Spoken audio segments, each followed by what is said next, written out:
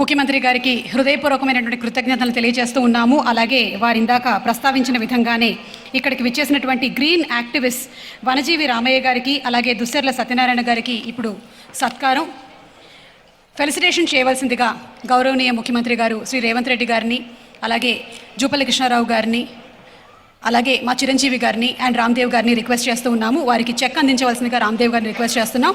ముందుగా వనజీవి రామయ్య గారికి ఫెలిసిటేషన్. ఆయన వనజీవి రామయ్య కాదు ధన్యజీవి రామయ్య, భారతమాత కడుపున పుట్టినటువంటి పద్మశ్రీ రామయ్య గారు. రామయ్య గారు ప్రకృతే మన పంచప్రాణము, ప్రకృతే మన హరితహారము, ప్రకృతిని కాపాడితేనే మనకి ఉనికి ఉంటుంది అని నమ్మినటువంటి వ్యక్తి. ఆయన నిజంగా మనకి ఆదర్శము. వనజీవి రామయ్య గారి జీవితాన్ని ఆశయంగా స్వీకరిద్దాము, ప్రకృతిని పర్యావరణాన్ని కాపాడదాము. ఈరోజు ఈ ఎక్స్పీరియం సెంటర్ లాంచ్ సందర్భంగా పద్మశ్రీ వనజీవి రామయ్య గారిని సత్కరించుకోవడం మా పూర్వజన్మ సుకృతంగా భావిస్తూ ఉన్నాము. Thank you sir. చెక్ను అందించవలసిందిగా రామ్దేవ్ గారిని రిక్వెస్ట్ చేస్తున్నాము.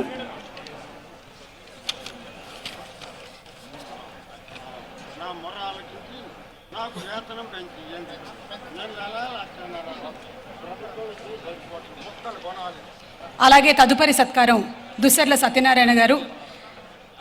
వారసత్వంగా తనకు వచ్చినటువంటి 70 ఎకరాల భూమిని 6 దశాబ్దాలుగా శ్రమించి మానవ నిర్మిత అడవిని సృష్టించారు. మూగ జీవులకి ఆవాసంగా, జీవరాశులకి ఆహారంగా, నీళ్లు అందించేలాగా అడవిగా మార్చారు. వీరు నిజంగానే మనకి ఆదర్శం.